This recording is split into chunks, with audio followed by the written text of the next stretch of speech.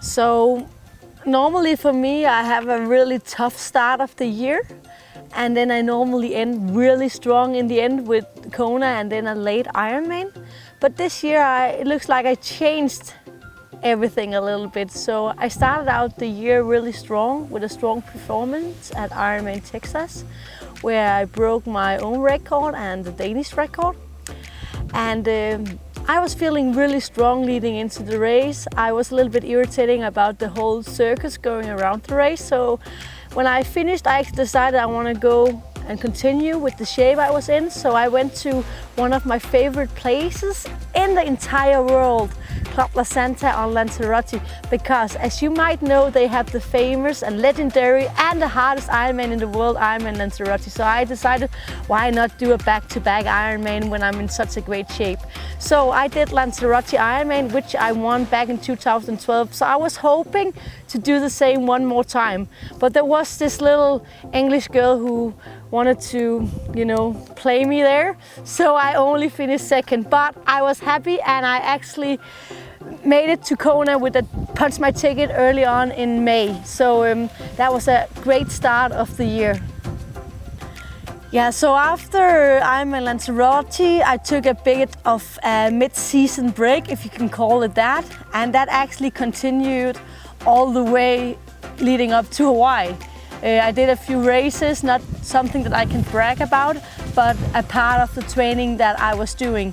So when I had to build up towards Kona, I decided to do something different again this year. Not to go back to Club La Santa where I used to be, but I decided to go back to Boulder, Colorado. So I really think that the Boulder decision was one of my best decisions this year.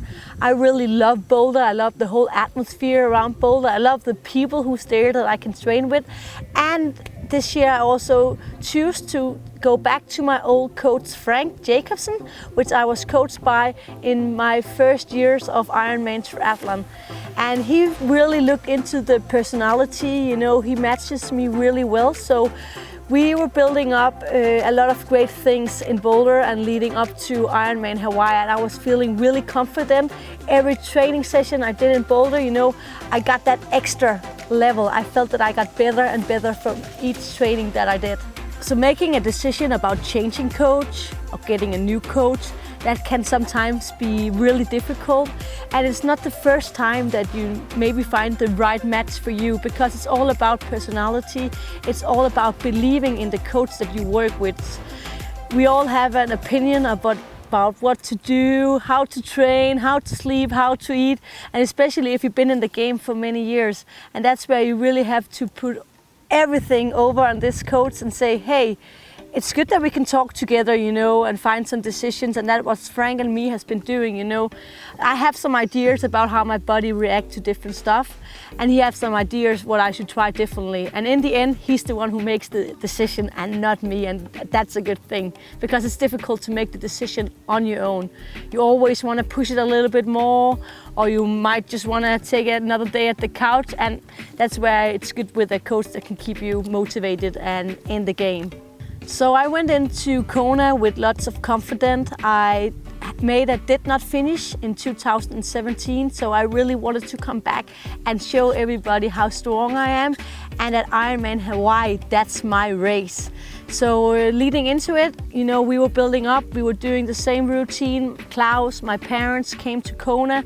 We had a nice house, they were cooking, they were cleaning. Klaus was giving the massages, I was just being the professional athlete, totally relaxed. So I felt good leading into the race. I got a little bit of a surprise the weeks before. I found out that I was pregnant, which is just a small thing, right? The first kid, so excited, so super happy. But you also have to tackle that mentally and physically. What can my body do and what can I do not to hurt this kid? So I talked to a doctor in Hawaii, and he made sure that it wasn't a problem for me to race.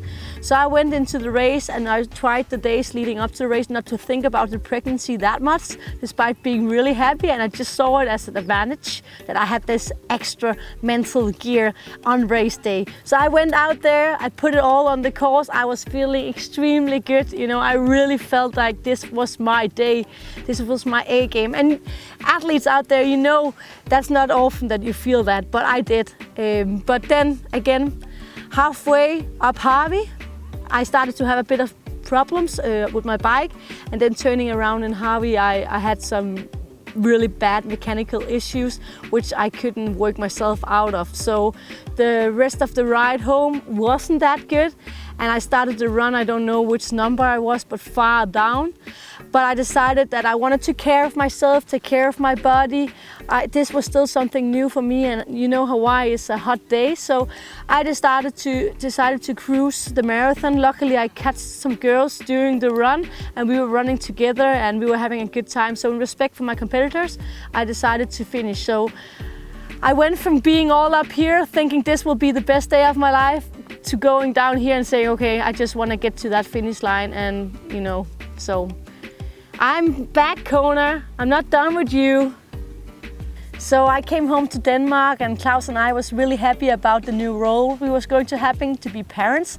So we went to the ultrasound to see that everything was fine, and the doctor was happy and I was happy. And in this conversation, I tell him that I already did Ironman Hawaii, and then he said, "Are you done racing now?" And I said, "What do you think?" And he said, "If you feel good, I don't think you should stop racing." I was like, okay, but if you say so, then I maybe want to do an Ironman in 3 weeks. That's Ironman Cozumel. It's a really nice race that I know. And he said, okay, you can go for it. You just have to listen to your body, and if you're happy, the baby is happy. Just remember to stay hydrated, and you know, but you know all that stuff. And I said, yeah, I do. I've been a professional for many, many years, so I know when my body is sending good signals or bad signals. And that was actually what I did build my decision on, to do another Ironman in week 15 of my pregnancy. So it wasn't a planned pregnancy. We didn't know that I was pregnant leading up to Hawaii. We've been talking about this kid situation. You see Miranda Carfrell getting this cute Lily Easy. You see Kessler getting a little sweet Mark. And of course you see Rachel Joyce. You see all these girls getting cute kids. Mary Beth, Jody, Caroline, all of them, all of the girls that I've been racing with for many years, they all got kids, and I really wanted to do the same. So I didn't eat the pills, and we didn't know when it would happen, but just decided when it will happen, it will. I didn't think it was possible because I left for Boulder, but then unfortunately Claus was lucky and I was lucky as well then one day before I left. And yeah, things happen for a reason, and I think this was perfect timing for us. And again, I've been feeling really good through my pregnancy. I haven't had any issues in any way, knock on wood, and I'm really happy about that, because as you all know by now, I think I did have a multi-handicapped big brother, so I know which circumstances there can be with a pregnancy and the follow-us up afterwards. So yeah, for now everything has been good. So we decided to do Ironman Cozumel, and of course leading into it, I actually posted on social media, that's how I am, I can't shut up, that I was pregnant and I was racing Ironman Cozumel. So of course you get a bit of negative comments, you get some positive comments. Luckily the positive ones have been the one who's been filling the most and the one that I've been listening to. But again, you start thinking, is this smart or is it not smart? But again, I decided to listen to my body, and it was feeling really good. I had some really strong days on the bike, on the run and on the swim, and I had some days where I was like, okay, I rather just want to sleep a little bit more today.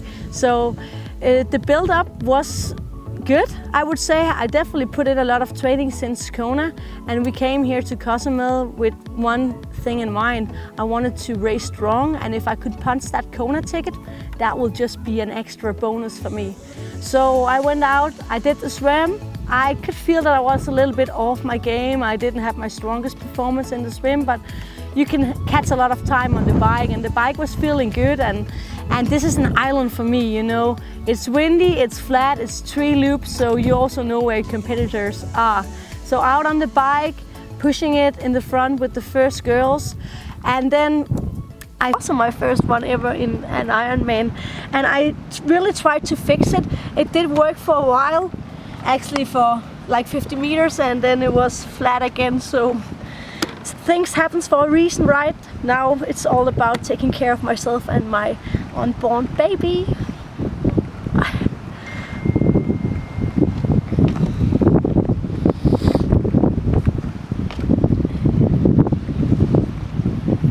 And that puncture, you know, sometimes you can fix it really quickly. I put up the pit stop, it exploded all over myself and my bike. I tried to take off the wheel, pump up the blah, blah, blah. But again, it didn't really work. So at that time I was like, okay, maybe things happen for a reason, and that was my reason to, you know, jump out of the race. Oh, hi little animal. Oh! That was a cackalack.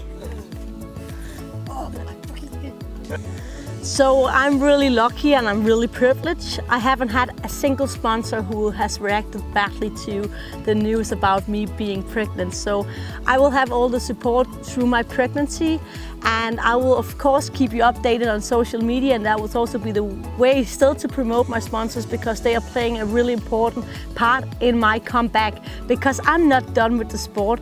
My plan is definitely to try to keep as fit as I can during my pregnancy. If everything goes smooth, I'm already planning to do another Ironman in 2019. I don't think it's a hopeless project. We've seen girls do it already before me, so I will not be a first mover in that game.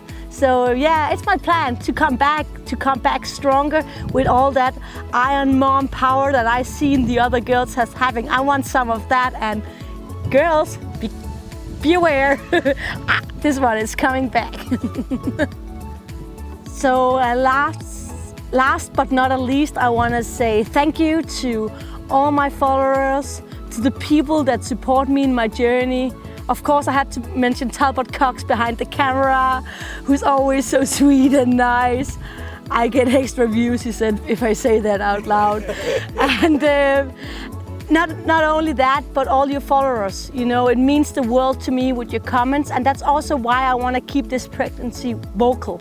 I want to show how it is to be and become an Iron Mom, and how my body feels, because I promise you, I will be one of the girls that get a lot of fluid in my body. I will be a balloon close to exploding before. I'm sure about that, and I will tell you how it feels to jump into the water, to be on the bike, and to still keep trying to run during all of it. So for all the upcoming Iron Moms or moms to be, follow this journey, and I hope I can inspire some of you. And if not, then let me know, what more do you need? What can I do? And sponsors, love you. Thank you so much. And my parents and my husband and everyone. Hi.